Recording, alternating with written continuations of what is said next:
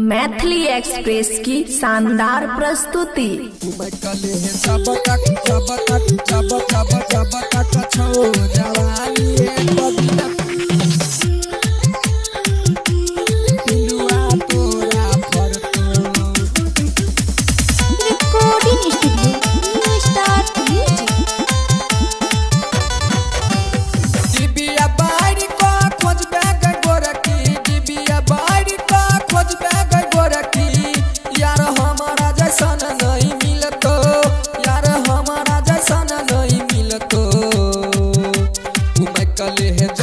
कछो जवानी एक दिन पिलुआ तोरा फरतो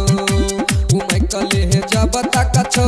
जवानी एक दिन पिलुआ तोरा फरतो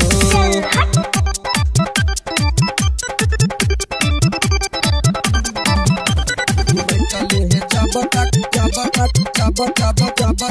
छो जवानी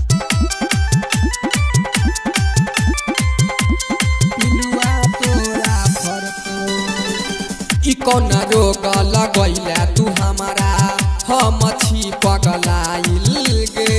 बचपन के सब दोस्त साथी तोरे चक्कर में भुलाइल गे तोरे चक्कर में भुलाइल गे ई कौन रोग लगैला तू हमारा हम छी पगलाइल गे बचपन के सब दोस्त साथी तोरा चक्कर में भुलाइल गे खो खो करबे खटिया पर तोरा गजब बेमारी धरतो खो खो करबे खटिया पर तोरा गजब बेमारी धरतो उमै कले जब तक छो जवानी एक दिन पिलुआ तोरा फरतो उमै कले जब तक छो जवानी एक दिन पिलुआ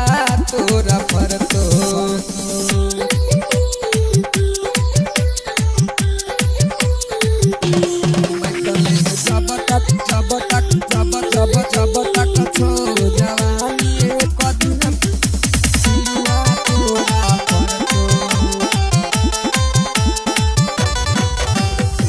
कौना कसूर दूर हो गईला हमरा से दिल पर चला यारी गे ऐसन दुख पड़ल छै हमारा डॉक्टर नहीं समझै बेमारी गे डॉक्टर नहीं समझै बेमारी गे कौना कसूर दूर हो गईला हमरा से दिल पर चला यारी गे ऐसन दुख पड़ल छै हमारा डॉक्टर नहीं समझै बेमारी गे बात बात पर सैया तोरा राती के थापर मारतो बात बात पर सैया तोरा राती के थापर मारतो उमै कले जब तक छो जवानी एक दिन पिलुआ तोरा फरतो उमै कले जब तक छो जवानी एक दिन पिलुआ तोरा फरतो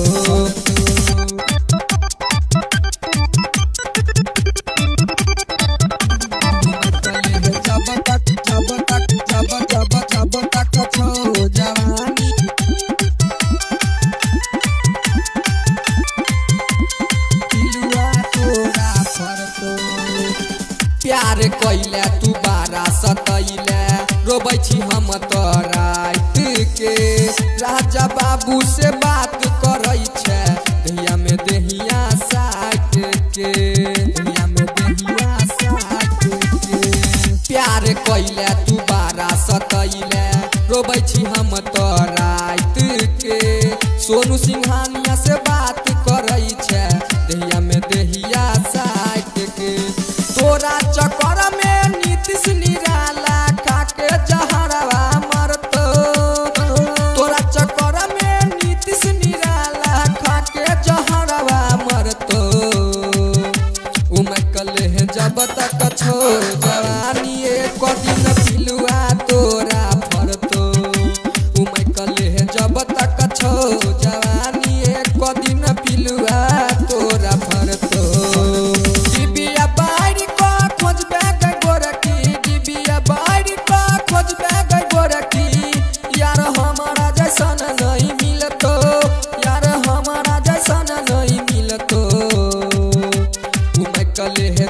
तक छो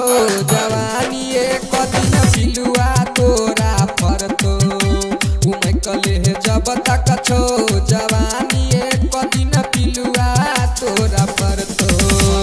खुशी रिकॉर्डिंग स्टूडियो बलुआहा।